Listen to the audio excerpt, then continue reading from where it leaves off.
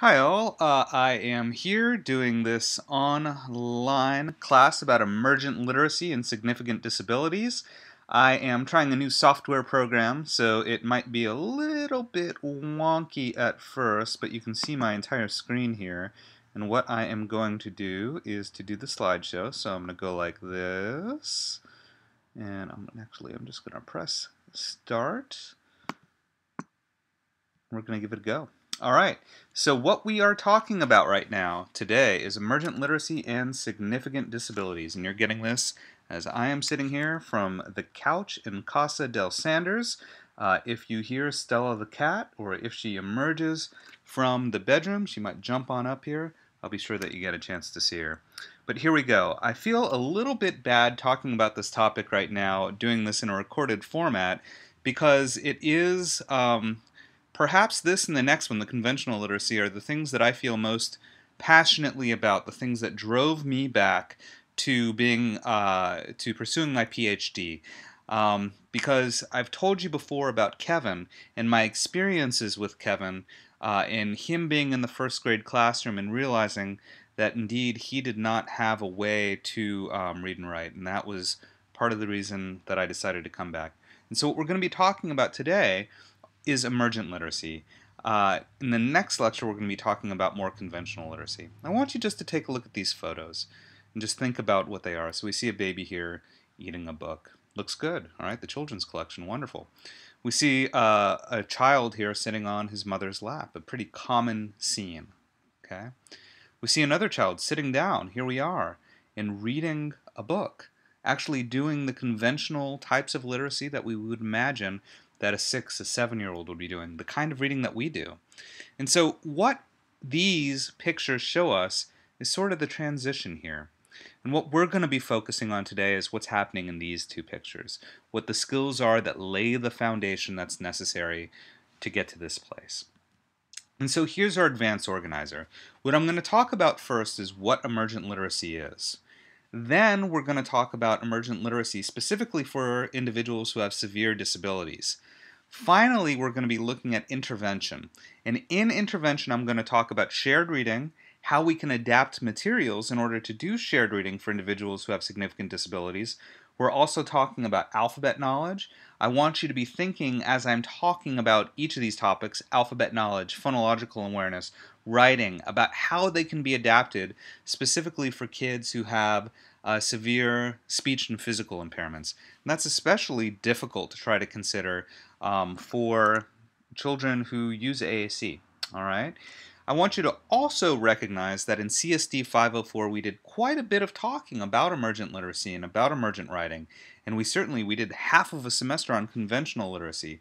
And so this is only going to be a little bit of what we had talked about, but I want you to always be thinking about how we're applying what we know, because we always go to best practice, what we know about teaching children who are typically developing, applying that for the children who we're talking about, children who have significant disabilities. So here are our learning objectives. The first thing we want to do is to describe the components of emergent literacy. We're going to then identify ways that emergent literacy can be different for children who are typically developing and those who have severe disabilities. We're also going to identify core techniques used to engage children with significant disabilities in shared reading. We're going to identify instructional techniques to work on the following emergent reading skills. So these are alphabet knowledge, phonological awareness, writing. And we're also going to identify ways to adapt materials to make them accessible to engage in emergent reading skills with individuals who have severe disabilities. So by the time this lecture is done, I want you to be able to fulfill these learning objectives. And these are the kinds of things in a case study format that I'm going to be looking for on the next exam. So our first objective, the first thing we need to talk about is what emergent literacy is. What is emergent literacy? And so you should already have a really good idea of what emergent literacy is. But we're going to go through these first couple slides, just reviewing, making sure that we're in the right space to talk about what we are working on here in this class. So here's the gist. Emergent literacy. It's a simple way to think of emergent literacy is that it includes all of the skills having to do with reading that take place before reading and writing conventionally. Sometimes these skills are even begin developing in utero. often they are unconventional, so they're not what we think about when we think about conventional reading and writing. Typically, emergent literacy skills develop hand in hand with oral language skills. Both oral language skills and these emergent literacy skills are needed to develop conventional literacy skills. So we got the roots of the tree.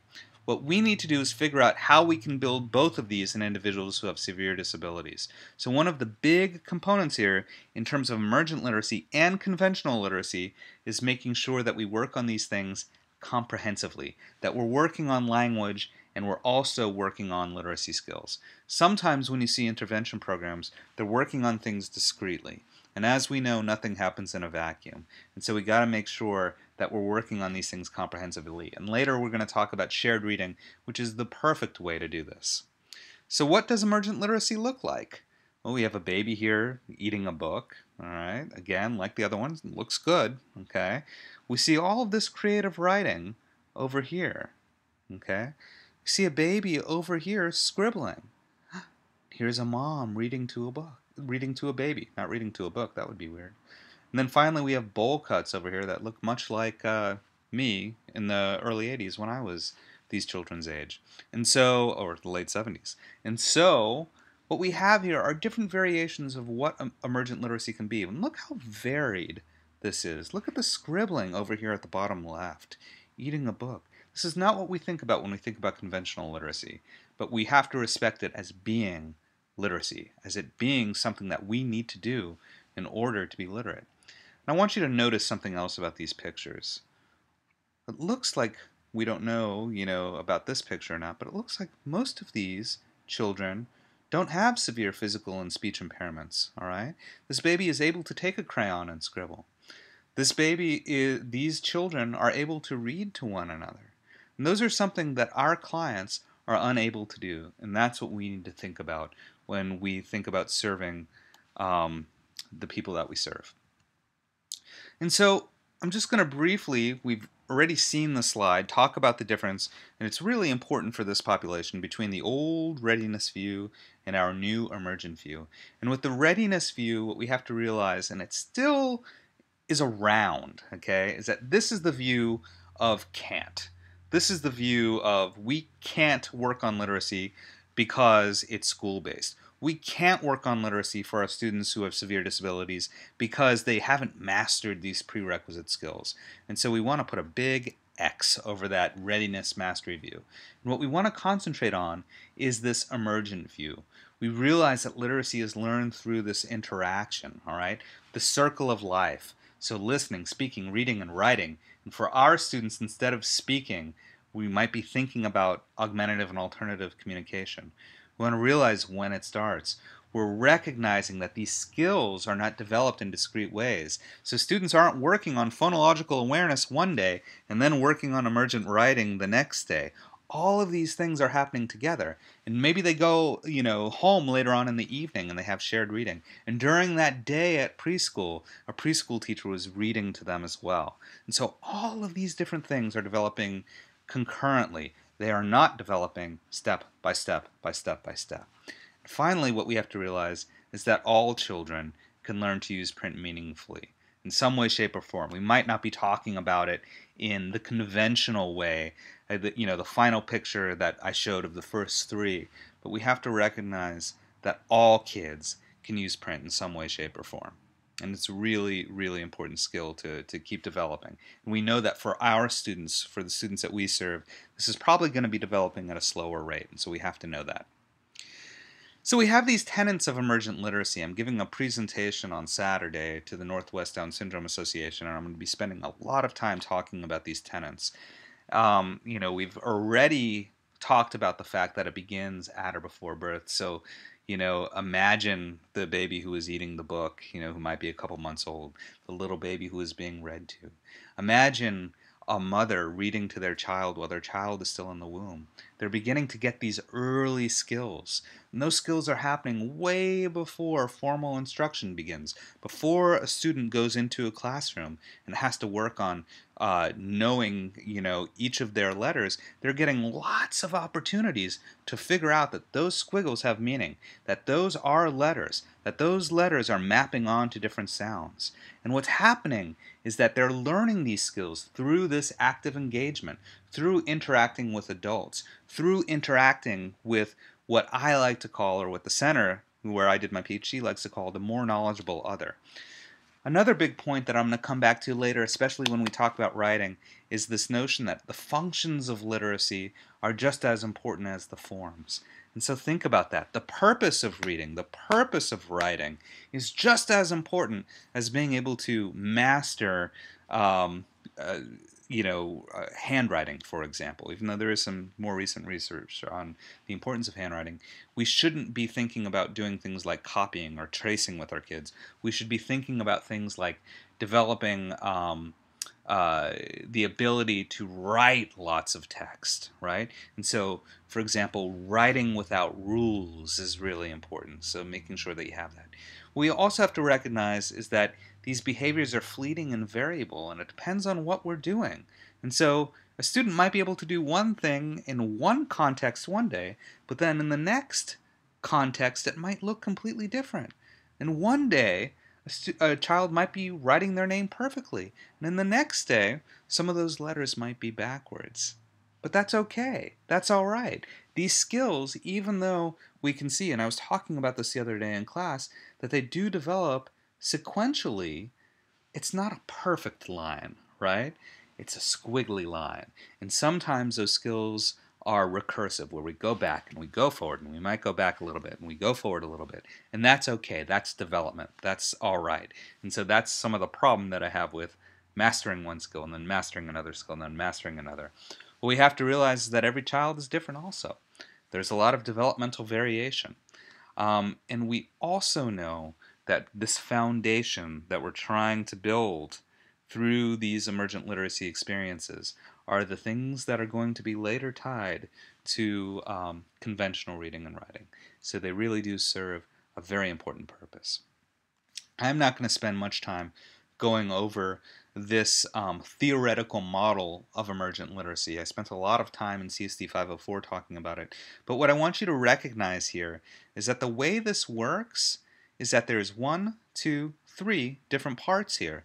And all of these have to do with emergent literacy. And all of these are about the foundation. And when we talk about oral language, it's not just these things, not just narrative knowledge, receptive knowledge, knowledge of the world. Those are just the things that they could measure statistically, but it's all of the oral language skills. It's being able to have metalinguistic skills, so having phonological awareness, being able to understand how syntax works. And then those early print skills are very important. So knowing concepts about print, how books work, being able to spell things phonetically, being able to have alphabet knowledge. When we put all of these things together, not just the things that are biologically primary, but the things that are mapped on top of that are biologically secondary, all of these things are what goes into the development of conventional literacy. And so this is what they all are. These are all just the roots, right? We have to make sure that the tree has these long, solid roots that keep going, that make it so that our tree can grow up to be nice and big. And that tree, of course, represents conventional literacy. And so here's a bit about my experiences working with emergent literacy as a speech-language pathologist, especially with children who had disabilities. As an SLP, I'd often incorporate emergent literacy into my work with children who had disabilities. This was the case with children who were younger, but we should also think about how it can be done with adults. So for example, if we're thinking about working on all of those skills and I kept referring to young children, we have to realize that there are many, many, many adults who we could work with where we can use the same techniques. And we can still, going back to that emergent view, that everyone can have some sort of meaningful connection with print. With adults, what we can do is make sure that we're using materials that are age appropriate. So thinking about using Tar Heel Reader, for example, or using newspapers that could be adapted, looking at biographies that could be adapted. There's been a lot of really interesting recent research that has done that. All right, so talking about emergent literacy, now we talked about it, broadly before in terms of what emergent literacy is, and now we're going to talk about it in terms of individuals who have significant disabilities. And so here's the gist. Often, literacy is not a focus for individuals with disabilities. Rather, parents are often contending with issues of life and death, such as feeding and severe physical impairment. There are significant differences between the experiences that children with severe disabilities and those who are typically developing have. All right? And so let's think about that. So I had mentioned before life and death. So care demands, thinking about feeding. If we're thinking about younger children, you had a pediatric dysphagia class and talked about a lot of those issues. A lot of the children who we serve that use AAC also have severe health impairments. And so parents are going to often be concerned with more of those kinds of demands. So literacy would be on a lower rung than, say, keeping their child alive or working on communication, okay, or early self-help or adaptive skills. The other thing that we have to consider too are expectations. And so in the year and a half that I've been with you, I've done a lot of talking about expectations, right? And so limited expectations by teachers, by parents, by society lead to limited opportunities, okay? And so that also tells us something about experiences. And so experiences in the home might be different. So children might not be read to as much. Children might not have access to materials. And so think about that in terms of, adapting books or giving somebody an alternative pencil, which we're going to talk about before. Okay? Those experiences could be different. And so the bottom of the hourglass, or those roots of the tree, never get filled. Those roots never have a chance to take hold. So there's a couple studies that have looked at some of these differences. One of the most famous is this Janice Light and Alison Telford Smith article from 1994. And what they found, what they did was they actually observed and then transcribed shared reading experiences with preschoolers who use AAC and their mothers, and then preschoolers who are typically developing and their mothers. And what they found was that AAC systems weren't present during reading, all right? And that children were more involved in physical aspects of the book, so things like turning the page or not being able to, trying to hold on to the book. And that rather than children having an opportunity to interact, which is what happens with kids who are typically developing, mothers, and this shouldn't be a surprise, especially with what we've talked about earlier this week, were dominating the reading interactions. So what that tells us is that kids need a way to communicate. They need that to support their receptive language and expressive communication. They also need it to be able to get all of these different aspects of emergent literacy that we've talked about before. My advisor, Karen Erickson, did this with her advisor, Dave Copenhaver, where they had a series of studies with girls who had Rett syndrome. And so what they did was they did an intervention where they were working on this communication intervention. And they looked at the effect of different supports during storybook reading. And so you can see all these 4 different conditions. And what the big finding here was that when they used assistive technology and they trained parents, they saw an increase in receptive language and expressive communication. Okay? And so that makes it clear that not only are these things important, not only might they look different between children who are typically developing and children who have severe disabilities, but we know that when we provide these supports, it really does make a difference. So what we know the readiness perspective influences literacy decisions. We know that there is reduced exposure and access to materials, and we also know that there are reduced expectations. And so shared reading, which is what we're going to talk about in the next section, is one of the classic and most research validated ways, especially with kids who are typically developing and kids with more high incidence disabilities, that we can use to work on these skills. All right? We can work on them in therapy as speech language pathologists. We can teach parents how to work on these skills using shared reading at home. And I've told you before the grant that I got, we're going to be designing modules to teach parents and teachers how to do shared storybook reading for children with significant disability. So a lot of those things are things that we're going to be talking about today. And so we need to make sure that we know how to do this, that we know how to build that foundation. All right? We know that these shared reading interventions have been shown to have positive impacts on language outcomes of individuals with disabilities, so we have to do this. And so the reason why this interactive and shared reading context is so good and so important is that it helps build the concepts are 5 domains of language, all right? And it's also authentic. It's a real thing. Book reading is a real context. It's not sitting down at a table and drilling, all right? And so thinking about some of those other foundations, these are the oral language concepts. We know, we talked about this in CSD 504, that there are so many literacy, like if we think about conventional literacy skills, that map on to each of these different aspects of the 5 domains of language. So it's a really good way to work on all of those skills as well. And so let's talk about shared reading. So we have a couple key principles, right? We want to make sure that the conditions in which we engage in shared reading um, are uh, best to make it so that learning can occur. And so we want to make sure that kids have a way to communicate. We want to make sure that we have high expectations. We want to make sure that the activity is motivating for kids. We want to make sure that that support just doesn't disappear if they leave our therapy room, so that there's support across environments and that people are there to support. We want to make sure that we provide opportunities for kids to reflect, to make connections with what they're reading in their own lives. They have an opportunity to problem solve, that they have an opportunity to express themselves, and that we're being comprehensive, that we're providing oral language or language intervention as well as literacy intervention. We need to make sure we're motivating. We have to model. We spent all of Wednesday talking about modeling. Attributing meaning is something that I've talked about. We spoke about it in the lecture on Monday and on the lecture on Wednesday about how important it is. And the other thing too, remember on the different modeling procedures that we reviewed, we need to remember wait time. We need to remember that when we, especially for a child who uses AAC, if we ask a question, for example, or if we wait to or we're waiting for a comment or waiting for a child to label, that we give them the time that they need in order to be able to communicate that.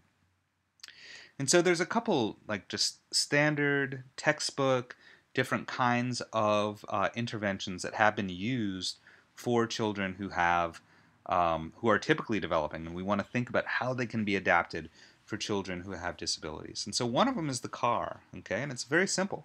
I want you to think about it. It's almost the same exact thing as modeler, which we were talking about the other day. And so commenting, asking, and responding. Remember what modeler was. Modeling, encouraging, and responding, right? It's just common sense. And it makes sense, but it's something that even parents of children who are typically developing might need training to work on, and that's why these videos are here. So you can go and look at a training video here. And here's something else about using CAR with an individual who uses AAC as well. The next one is dialogic reading, and this is one of the most famous early shared reading interventions that there is. And so all it is asking these different kinds of questions. So I'm going to go over each one here in a moment. So completing, okay? So over in the meadow, in a hole in a tree, lived a mother bluebird and her little birdies, right? I think it's supposed to be 3, although not sure. I mean, I need a little bit of work with my emergent literacy as well. But asking the child to complete the word, phrase, and repeated refrain. I want you to think about how that can be done with a child who uses AAC, all right? Think about using picture communication symbols or a voice output.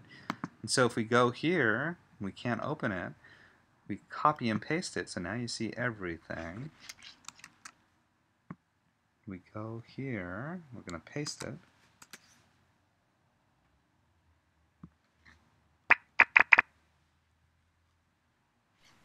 They taught the land to write singing. Children laughed. The lamb was asked to. Notice what happened there, okay? So I know the volume is very low. This is a former mentor of mine, Patsy Pierce. This is not her. She's videotaping, and she worked with this mother and child. And so notice what he's doing. He's completing the repeated line in the book. Read aloud, but all it said was.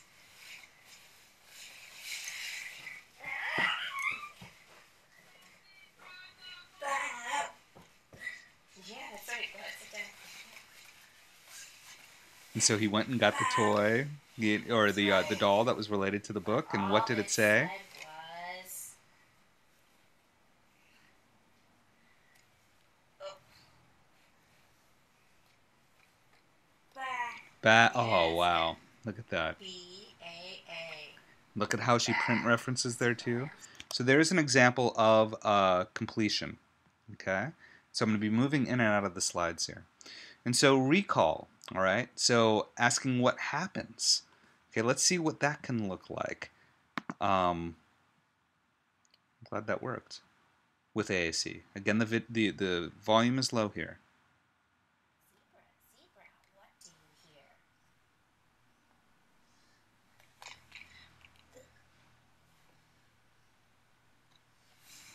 I hear a boa constrictor hissing in my ear. Boa constrictor, what do you hear? I hear what? What does the boa constrictor hear? Do you remember? That's right. Do you remember? Fail.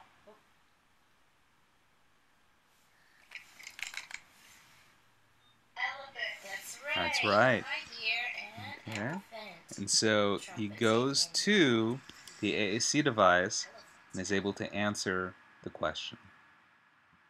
Okay. You can ask open-ended questions and you'll see the same kind of thing. So what's going on in this picture? All right. We could have seen in the videos that I showed you with Sam using Modeler the other day, the same kinds of questions being asked. Different WH questions.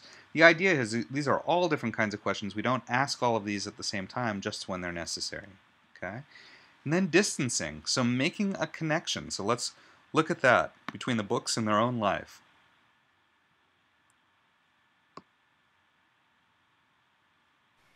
Everywhere that Mary went, her lamb was sure to go. Where is she going?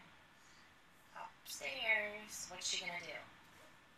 She's gonna go to bed. That's right. What does she have to do first, though? Before she goes to bed, what does she do? That's right. She has to brush her teeth. This is what do you do before you go to bed? See, so there's the distancing question. Laundry. Yeah, do you do laundry before you go to bed? Actually, you're right. Today we did. We had to put the sheets on the bed. That's right. We had to take the sheets out of the dryer and put them on the bed. That's right. Yeah. What else do you do before you go to bed? You brush your teeth, right? Mm-hmm. You get a bath, too. It followed her to school. See? Oops. All right. Let's see if I can minimize this. Okay, so those were some great examples, and I'm so glad. Patsy was working with that family during my last year there, that those videos were on YouTube, and I just happened to discover them. So, yeah. So what we want to do too, okay, is not focus on correct responses. So having it so that if we're using this, the car or the crowd, or we're using a combination, so that students have to get the right answer before they move on. We don't want that to happen. We want to make sure that we avoid drilling, that we avoid testing, that it's about a learning opportunity. Although the mom there was doing a bit of testing, a bit of asking a lot of questions. We want to make sure that that shared reading, that it's even it's a question asking intervention, but that we make it so that it's as interactive as possible. I'm not going to go over Modeler again, but just know that we can also use a procedure like Modeler in order to do shared reading. And so we talked about this pretty extensively on Wednesday, but this is another type of activity that you can use during shared reading. And so this is, when Sam did it, when he was working on it, when he was working on his PhD, he try to do it based on dialogic reading principles, which we were just talking about. And so reading to the child and modeling the use of AAC, encouraging the child to respond or interact, then responding to the child, and then, when you respond, making sure that you respond in AAC as well. Okay? All right, so we talked about some key ways that we can work with AAC users to do shared reading. Okay, those are well-researched, validated approaches. But we also have to talk about the fact, remember one of the key things that that we noticed about the environment of individuals who used ASC was that they might not have access to materials. So we have to make sure that we choose the correct text to use and that we adapt materials in the right way. And so if we think about this, we want to think about the actual board that we use. And so I'm a big proponent, I talked about this, I think, briefly on Wednesday, of using some generic reading interaction symbols. So symbols that can be used across different books. So things like awesome or wow or no way. We want it to be open-ended and we want it to be consistent. At the same time, we're going to need to have some story-specific vocabulary. We saw, like for the child in the video that we were just watching, he had a dynamic display communication device. So he could go right to that device and had the vocabulary ready for him for that. But a lot of times these are boards that we have to construct. And so we want to make sure that we're using some vocabulary that's consistent and can be used across books. And so this is an example of what that can look like. This is the board that Sam used in Modeler. So we can see here that he called this the core, right? And this was consistent across all books. And this was the vocabulary that was book specific. And so that's the material. That's what we want to think about in terms of a communication board. But in terms of choosing a book, if we're engaging in shared reading, we want to make sure that we can read that book and reread it in one setting.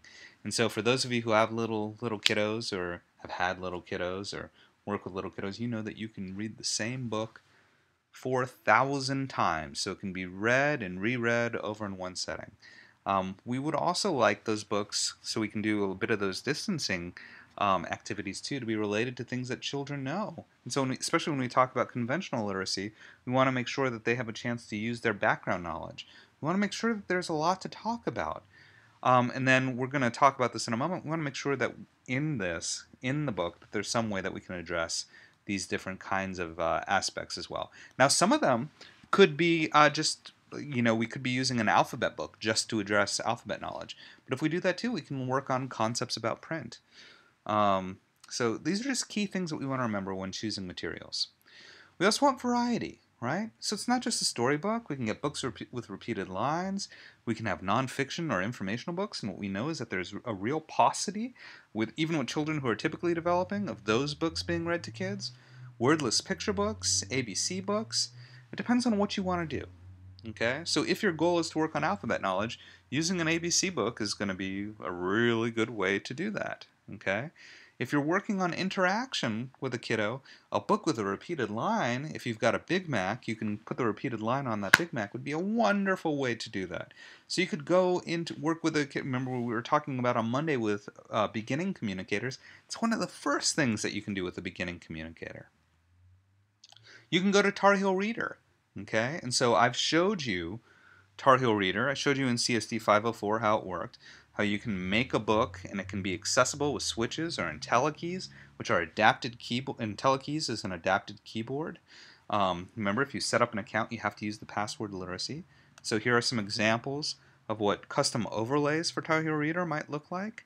And again, you can give a kiddo a chance. If you look here, this is some of the generic the generic symbols that we were talking about. So go back, next page, thumbs up, right? Those are all different kinds of things that we can work on while reading.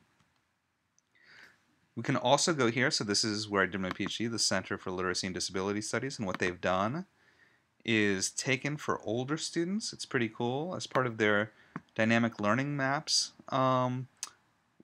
project that they're working on, is they've used Tar Heel Reader to take books, say for 6th and 8th graders, like The Adventures of Tom Sawyer, and they've created them already in Tar Heel Reader, and so adapted them. And so these kinds of books would be perfect to use for our older kids who are still working on shared reading. Okay, and all of these are available just on that website. Oh my goodness, Indian Joe, oh goodness gracious. All right, so these are all just pictures from the Flickr library. And so if we're writing books too, if we're using Tar Heel Reader to write books, there's some tips that we could use. We can use simple language. We can keep the books short. Okay, so 6 words or less per page. Making sure that we don't use conjunctions or commas, that it's predictable, that there is a repeated sentence frame. All right, so it's about keeping it simple. But again, we want to make sure that that is depending upon what we want to do, that it's focused towards the child that we're working with or the adult that we're working with. And so if we're working on more enrichment, if we're trying to teach more through the books, we're going to want more information there. There are other ways to adapt books, so kids who have severe physical impairments can access them. So Tar Heel Reader, you can use switches to do that.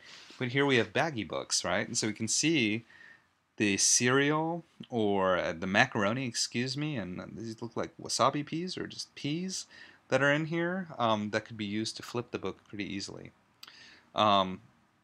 You can take a board book if you want to change it up, and you can use black construction paper to put it over the book. You can use different textures to do that. But remember what you're always going to do. It's not just going to be textures or pictures. You need to always add print, or if your student has a visual impairment, you add Braille. You can take calendars, okay? So look at these. These are just calendars that you can get the year after, so you get the calendars in January, or you get them as the year progresses, and they're really cheap, and you can cut out the pictures, and those pictures are already, man, that looks good. I am hungry. Those pictures are already there and big enough for you to use and actually use in the calendar, okay? All right, so we've talked about shared reading, we've talked about how we can adapt books and materials, and now what we have to do is talk about other important aspects of emergent literacy to work on. And again, we spent a lot of time in CSD 504 talking about this, so we're going to move through it pretty quickly. I just want you to be thinking about how these activities can be adapted for children who have severe speech and physical impairments. And so alphabet knowledge. So alphabet books, reading alphabet books is really important. Going on scavenger hunts, looking for letters, writing with the alphabet. Okay, so with a lot of our students, remember the video of Jake that we showed where he was having the opportunity, to write with the alphabet. We want to make sure if we are working on letter names, maybe we can give kids just a few choices of letters. Maybe we can ask yes/no questions if there's a consistent response. Having to do with that. We can have kids use eye gaze to point out different letters. You're going to have to, this is a very important skill, and you're going to have to think outside of the box about how you can adapt what you're going to do. So you can make alphabet books. You can do that on Tar Heel Reader. You can do that with what we were just showing with using, you can make PowerPoint books or the calendar books. You can focus on all of the letters in an alphabet book, or you can just focus on one letter. And that could be something that you do with your client, which would be a fun and engaging activity. So alphabet knowledge is really important. We also know that phonological awareness, remember, we think back to what we talked about at the beginning of this lecture, is also really important. But how do you work on phonological awareness for someone who can't speak? That's a little bit tricky, right? So remember all of the different things we talked about with phonological, and these bottom ones being phonemic awareness, that you do with kids who can speak, all right? So we really have to think outside of the box here about what we're going to do. And so, how do we do it? We can work on rocking, okay? We can work on finding a way for a child to tap when they hear a certain sound. We can work on programming in the ends of words into different communication devices. So what happens if I take the word fly off of butterfly, for example, and then you have butter and fly programmed into a device. There's all sorts of ways that you could work on it. You could make it, just as I was saying before, where a child taps a rock so that it's a completely receptive activity. You can use a consistent yes or no, a consistent head nod, tapping if you want to break a word up into syllables. Okay? You really have to think outside of the box. Again, don't think can't here for that. And if, we also want to make sure that we're mapping these sounds onto the letters themselves, okay? And so we do that in shared book reading contexts. We can do that when we're looking at alphabet books as well. There's all sorts of different ways that we could use to adapt books. In fact, it would be really neat, and I don't think we can really do an assignment right now because we're running out of time, but to generate as a class different ways that materials could be adapted to be able to do that. I'll have to remember that for next year.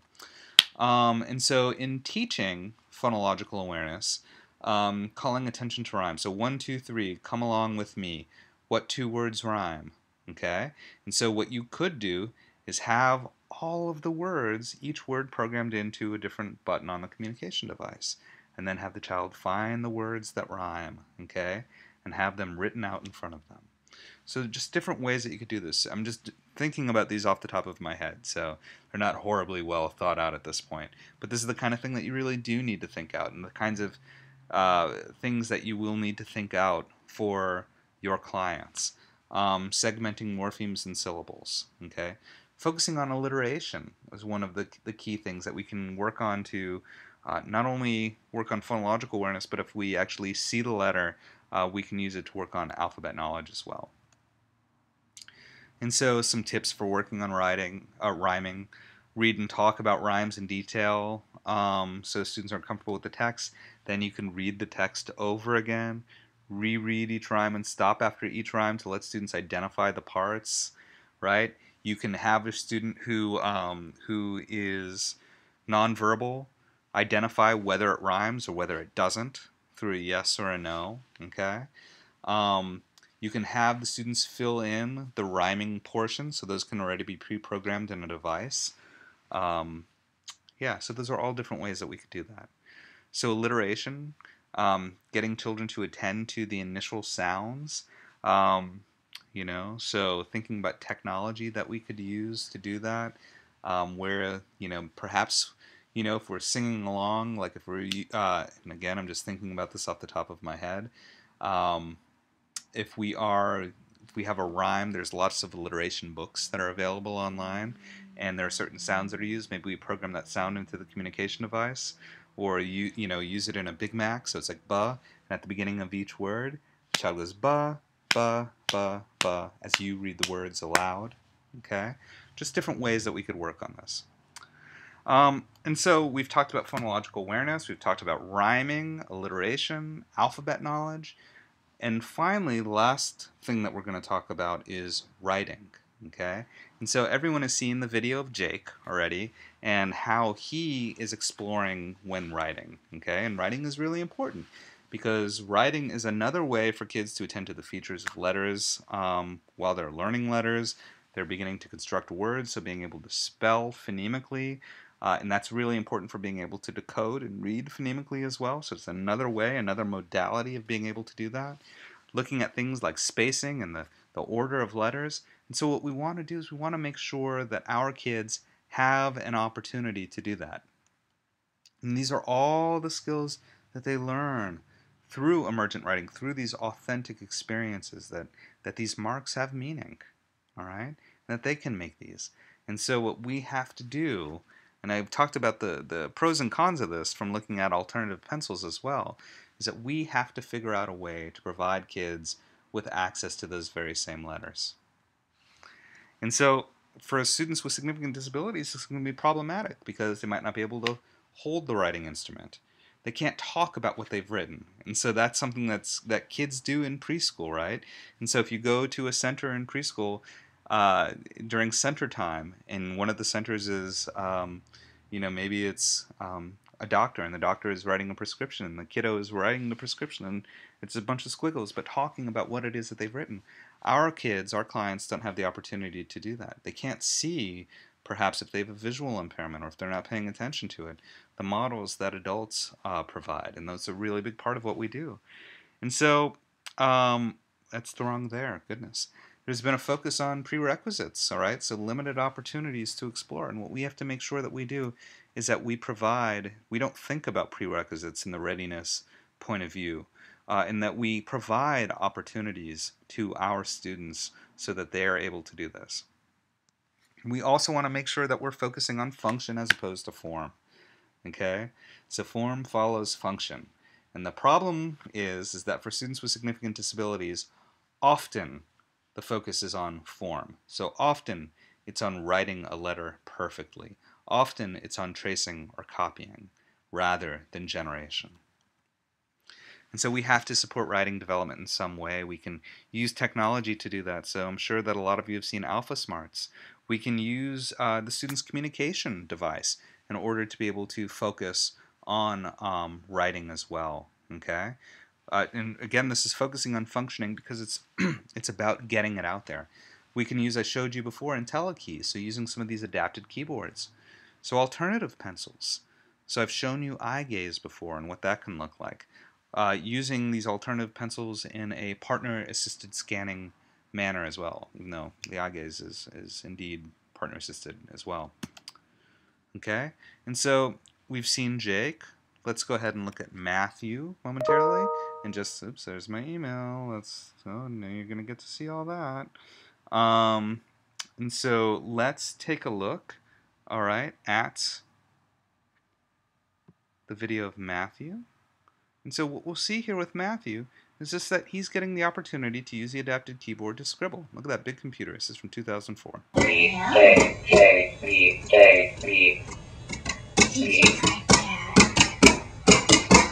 Space. Back. Right? And so he's just getting the opportunity there. Space. Space. Space. Looking at it, noticing that he is able to create. Yeah.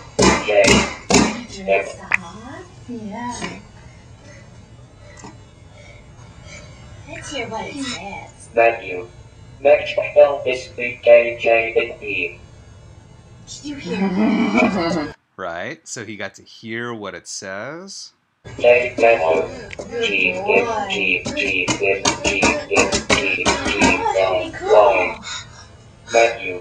Next spell is beside by KP or Lieutenant Groups not like.